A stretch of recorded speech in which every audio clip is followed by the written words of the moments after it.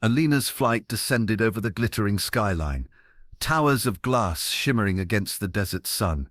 She pressed her forehead to the window, heart racing with the thought that her life was about to change. The recruiter's words echoed in her head. Dubai is where stars are born. The first days unfolded like a dream. A black car waited at the airport, sleek and polished, its driver silent but efficient. The penthouse where she was taken overlooked the sea, its marble floors reflecting chandeliers that never seemed to dim. Fresh orchids filled every room, and a wardrobe of designer clothes awaited her. She had never touched such fabrics before. She had never breathed air this perfumed with luxury. On the rooftop pool, photographers circled her like moths to flame. She wore gowns that draped like liquid, posed against the desert horizon, and felt the hum of power surrounding her. Each evening, invitations arrived, dinners at rooftop lounges, gold-plated menus, men in crisp white kanduras watching her every movement. Compliments poured in, gifts stacked at her bedside. The city seemed to whisper, "You belong here." But beneath the glitter, small fractures formed. Contracts arrived in folders, stamped with logos she didn't recognize. Pages blurred with legal jargon, yet the recruiter's smile urged her to sign quickly.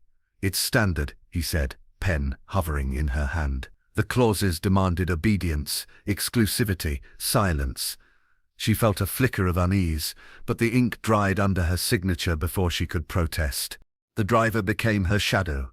He stood by the door during dinners, drove her to photo shoots without question, and waited at the penthouse gates at dawn. When she asked to walk alone by the marina, his expression froze. "Not safe," he replied, steering her back inside. At first she laughed it off as cultural difference. Later she noticed the locks on her door clicked from the outside. Her family called often in those early weeks. She answered with laughter, telling her younger sister about gowns that shimmered like water, about the view that stretched farther than she could imagine. But gradually her tone shifted. She shortened calls, glancing at the door as she spoke. Her sentences trailed off, her voice lowered as if walls could hear her secrets. One night, sitting on the balcony with the city buzzing below, she whispered into her phone, "I can't talk long. Everything feels controlled." Her sister pressed her for details, but the line cut, leaving only static. Alina stared at the horizon where the desert met the sea, wondering if she had traded freedom for a gilded cage. The next morning her schedule grew heavier. Exclusive shoots, endless dinners, rules she had never agreed to. The driver waited with unblinking patience. Every request for space was met with polite refusal. The city still sparkled, but she no longer felt part of it. She was watching it through glass. Her last call home that week ended with silence. Her sister's voice carried worry, asking if she was okay. Alina forced a laugh, but her hand trembled around the phone. "I'm fine," she said. Then she looked at the locked door, the pen still on the desk beside the contract, and the words stuck in her throat. The glittering mirage was fading, and something darker was waiting.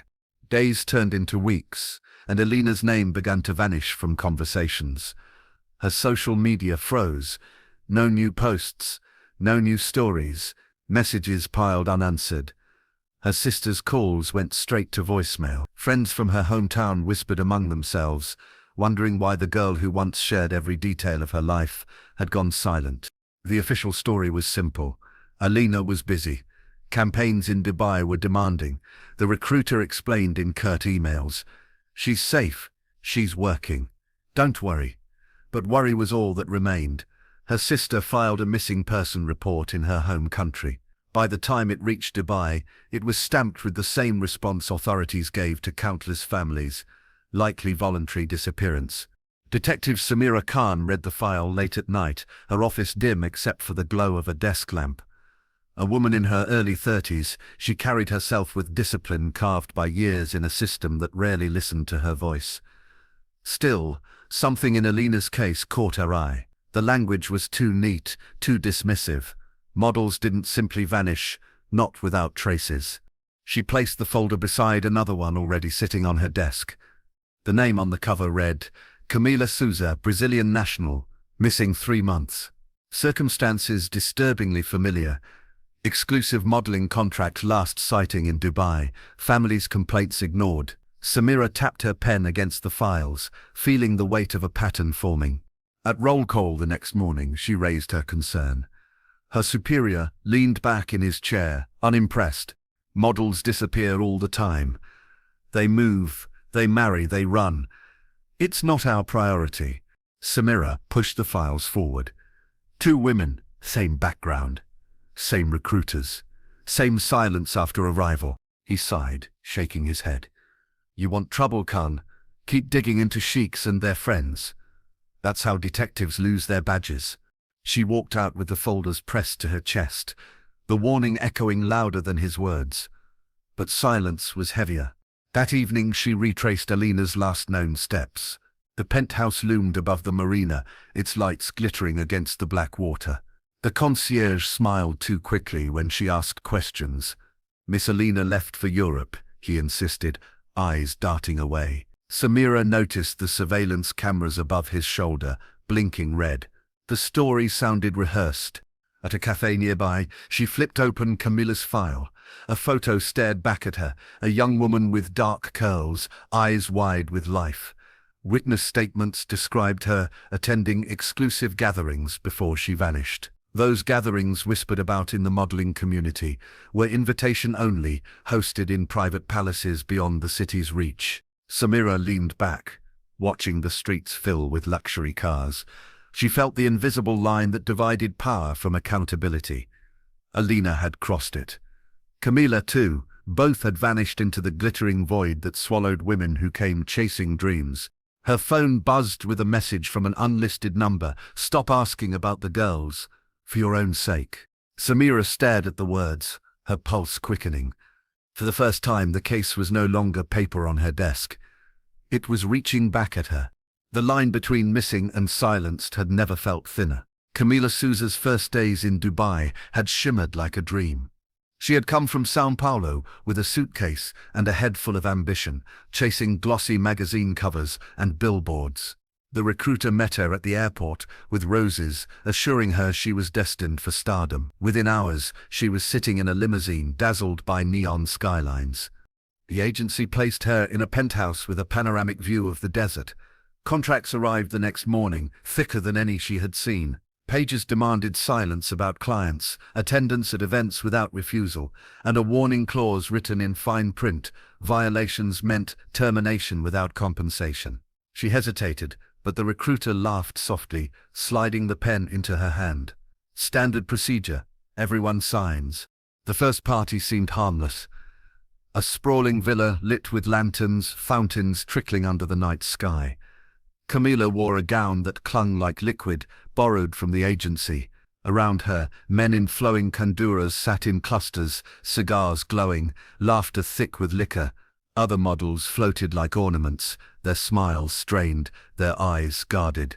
A woman leaned close and whispered in Portuguese, "Stay careful, they notice everything." As the night deepened, the air shifted. Conversations turned into commands. One of the sheiks beckoned Camila closer, his gaze heavy with ownership. She obeyed, though her pulse quickened. His hand lingered on her wrist longer than courtesy allowed. When she tried to excuse herself, the recruiter intercepted her. "Don't be rude. Opportunities come once." She returned home that night, unsettled. In her journal, she wrote, "The villa was beautiful, but I felt like a piece of jewelry on display. They look at us as if we are theirs already. I don't want to go back." 2 weeks later, another invitation arrived, this time mandatory. The driver waited outside her door, his silence more menacing than polite. At the second gathering, she noticed one model missing, a French girl who had been lively just nights before. When she asked, the recruiter's smile turned sharp. "Focus on yourself, Camila. Don't ask questions." Her journal entries grew fragmented. "Locked doors. Driver won't let me out alone. They watch even when I sleep." Another girl gone, no explanation. One final page ended abruptly mid-sentence. "If I don't come back tonight." The ink dragged across the paper, as though the pen had been yanked from her hand. Months later, Samira turned those pages with trembling fingers. The handwriting slanted with fear, smudges of mascara staining the corners. Each line revealed not only Camila's voice, but her descent into a trap wrapped in velvet and gold. Samira closed the journal, the weight of its silence pressing harder than words. She knew Camila had uncovered something unbearable, something powerful enough to erase her without a trace. But in the quiet of her office, another truth took shape. If two women had disappeared, there were more. The pattern was not coincidence, it was design, and Samira was now inside it. Samira waited in the dim glow of a marina cafe, eyes fixed on the man across from her. Omar's hands fidgeted around his coffee cup, his gaze darting to the door every few seconds. His jacket hung loose on his frame, the air of a man carrying secrets too heavy to speak. "You drove for them," Samira said softly, sliding Camila's photo across the table. "You know what happened." Omar's jaw tightened. For a long moment he said nothing, only the faint tremor in his fingers betraying him. Then his voice broke the silence, low and strained. "I shouldn't be here. They watch everyone, even drivers." She leaned forward. "I'm not asking for names. Just tell me what you've seen." He exhaled shakily, eyes locked on the photo. Girls arrive believing it's work, modeling, campaigns. But it changes fast. Once they're inside, there's no leaving without permission. His words faltered. "I drove Camila once, to the desert. A palace built like a fortress, gold gates taller than houses. She didn't come back with me." Images spilled from his memory, the compound glowing under floodlights, guards armed and silent, women ushered inside through back entrances. He described hallways lined with velvet, chandeliers dripping crystal, but doors that locked from the outside. "It looks like paradise," he muttered, "but it's a cage." Samira scribbled notes, her pulse steady but her stomach tightening. "And Alina?" His silence answered. The cafe grew louder around them, but the space between their voices felt like a shadow. Omar lowered his tone. "I stayed because of money. My family needed it. But every night I hear their voices, asking me to help. I see their faces in the rearview mirror." His hand shook so badly he nearly dropped his cup. Samira reached into her bag, pulling out the journal fragments. She slid them toward him. Camila wrote about fear, about girls disappearing. "Does this match what you've seen?" Omar's eyes watered as he read the jagged lines. He nodded once, lips pressed tight. "It's true, every word." For a moment the weight of silence pressed on both of them. Then he whispered, almost pleading, "If they know I talked to you, I'm finished." Samira's voice steadied. "So are more girls, unless someone speaks. You don't want this blood on your hands." He looked at her, torn between terror and guilt. Finally, he whispered, "There's another gathering tomorrow.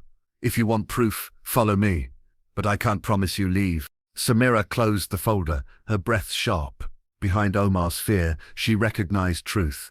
Behind his guilt, she saw the crack in the fortress wall. Outside, the marina sparkled with yachts and neon. But in her mind, she saw the desert compound, the golden walls, hiding screams the world never heard. She knew tomorrow would either open the doors to truth or seal them forever. Samira laid the files across her desk, photographs overlapping. Alina smiling in a silver gown. Camila's journal pages streaked with ink, Omar's trembling testimony scribbled in her notes. The pieces fit too neatly, a puzzle pointing toward a network that thrived behind locked gates. She carried the evidence into her superior's office. His window overlooked the city, towers gleaming like knives. "I have proof," she said firmly. "Two women, same recruiter, same circle of sheiks. This is organized." He barely glanced at the folder. "You're chasing shadows, Khan. These men donate millions. They sit with ministers. You think your notes will bring them down." Her voice tightened. "They're not shadows, they're victims." He leaned forward, his tone sharp. "Drop it. That's an order." The folder snapped shut under his hand. She walked out with rage burning through her ribs. If the system refused to move, she would find another path. That night, her phone buzzed with a voice message forwarded by Alina's sister. The audio crackled, filled with static and a trembling whisper. "They won't let me leave. Tell them I tried." The words cut off in a click, leaving silence heavier than screams. Samira replayed it over and over, goosebumps crawling her skin. The voice was alive with terror, but also with truth. It was evidence no superior could erase. She shared it with Omar in a parking garage, their meeting hidden in shadows. His face paled as the message played. "She was in the compound," he said, voice breaking. "I know it. Then tomorrow, we go," Samira answered. But even in the dark, danger pressed closer. A black SUV slowed as it passed, windows tinted. Samira's pulse quickened. She stepped closer to Omar, lowering her voice. "They know we're digging." He swallowed hard. "Once you cross that gate, there's no protection. Not from your badge. Not from anyone." Samira's resolve sharpened. "If I stop now, more women disappear. I'd rather risk myself than watch this network keep growing." She returned home with her nerves alive, every shadow outside her window a threat. Her phone vibrated again, an anonymous text. "We warned you. Walk away." Samira stared at the words until they blurred. She felt the line tightening, pulling her into a battle against power that could erase lives with a single command. Yet Alina's whisper haunted her. "They won't let me leave." By dawn she packed her camera, a recorder, and a single file tucked inside her jacket. The city awoke in glittering light, blind to the cages built behind its golden walls. Samira wasn't blind anymore, and she knew the desert would soon reveal its silence or its graves.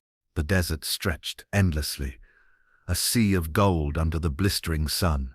Omar's hands gripped the steering wheel, knuckles pale as the SUV cut across sand tracks. Samira sat beside him, recorder hidden under her scarf, eyes fixed on the horizon. There, Omar muttered, nodding toward a cluster of walls rising like a mirage. The compound shimmered in the heat, massive gates plated in gold, towers at each corner, guards stationed like statues. From a distance, it looked like a palace. Up close, it felt like a prison. They parked behind a ridge, hearts pounding in unison. Samira raised her camera, zooming on the gates. A convoy of luxury cars rolled inside, tinted windows concealing faces. She snapped photos rapidly, each click echoing like a heartbeat. Umar whispered, "This is where I brought her, Camila. She never came back out." His eyes glistened as the memory tightened around him. Samira followed him toward a service entrance. The air grew heavy with silence, broken only by the crunch of their footsteps in the sand. Omar's hands shook as he produced an old keycard. "It might still work," he murmured. The door clicked open. Inside, corridors gleamed with polished marble. The chandeliers dripped with crystal light, but the beauty felt sinister. Samira's stomach knotted as she noticed the details. Mirrors bolted to walls, doors with locks on the outside, faint scratches along the edges. In one room, a stiletto heel lay abandoned, dust coating its once glittering surface. Another held a torn piece of silk, caught in the corner of a bed frame. And on the tiled floor of a bathroom, faint stains, dark, dried, almost invisible. Samira bent low, her recorder whispering the evidence into permanence. Umar's voice cracked. "Do you see now? They hide everything behind velvet curtains. No one believes drivers. No one dares to ask." Suddenly, heavy footsteps echoed down the hall. Guards. The sound grew closer, boots striking marble like drums of warning. Omar froze, panic flashing across his face. "Run," he hissed. "No, come with me," Samira urged. He shoved her toward the exit. "You're the one who can tell their story. I can't outrun them, but you can." His eyes held both terror and resolve. "Go." The footsteps thundered closer. Samira's heart tore as Omar turned back into the corridor, drawing the guards away with a desperate shout. Their voices roared, orders clashing in Arabic as she slipped out through the service door, sprinting across sand. Behind her, a gunshot cracked, echoing against the desert walls. She stumbled, tears burning her eyes, clutching her camera to her chest. By the time she reached the ridge, the compound loomed silent again, as if nothing had happened. But in her bag, Camila's engraved bracelet glimmered, proof Omar had placed in her hand before pushing her away. Sand swallowed his sacrifice. Silence buried his name. Samira sat alone in her apartment, blinds drawn, the desert's heat pressing against the windows. On the table lay her recorder, Omar's trembling voice captured in fragments, Camila's bracelet glinting under the lamp, and photographs of the compound gates. Proof, fragile, dangerous proof. She copied everything onto encrypted drives, sending files to international contacts she barely trusted. Journalists responded cautiously, weighing risk against truth. Within days, the first article appeared online, headlines screaming of vanished models, powerful sheikhs, and evidence smuggled from inside. The world erupted. Families of missing women flooded embassies with demands. Hashtags trended, voices rose in fury, and reporters crowded outside government buildings. For a moment it felt like the walls might crack. But inside Dubai, silence grew thicker. Officials dismissed the reports as fabrications, foreign conspiracies aimed at tarnishing the nation's image. The compound vanished from satellite feeds, wiped clean as if it had never stood. Samira's superior summoned her with fury in his voice. "You've endangered your career, your life. Do you think headlines will bring justice here?" Her reply was quiet but unwavering. "If silence rules, justice never comes at all." That night she returned to her empty apartment. She pressed play on Alina's final message, the whisper that haunted her every step. "They won't let me leave." The words filled the room, fragile yet unbreakable. Samira closed her eyes, tears slipping free, hearing not just Alina but Camila and countless others whose voices were erased. Days passed, and the backlash overseas intensified. Yet no arrests followed. Money drowned evidence. Influence silenced officials. The network stood untouchable, its gates still gleaming under desert sun. Samira walked the streets, knowing she was watched. Cars slowed near her building. Calls came with no answer on the other end. Omar's sacrifice weighed on her chest, his last act a shield she had no right to waste. One evening, she visited a grieving family at their hotel. Alina's sister clutched the bracelet, her sobs shaking the room. "You found this in that place," she whispered. Samira nodded, unable to speak. The girl's tears fell onto the silver, as if baptizing it with truth. Outside, cameras flashed, microphones thrust forward. Reporters asked if justice would come. Samira gave no promises, only this: their voices won't disappear again. The story spread, documentaries commissioned, activists rallying under banners with Camila and Alina's faces. The world was listening, but the gates remained locked, their secrets sealed under layers of power no law dared to break. Weeks later, in Dubai International Airport, another young model stepped off a plane. She was blonde, barely 20, her suitcase plastered with stickers of dreams. A man in a suit waited with a placard bearing her name. She smiled, waving as she followed him toward the black car waiting outside. In the distance the city glittered, promises, shining brighter than truth, brighter than warning. The cycle had not ended.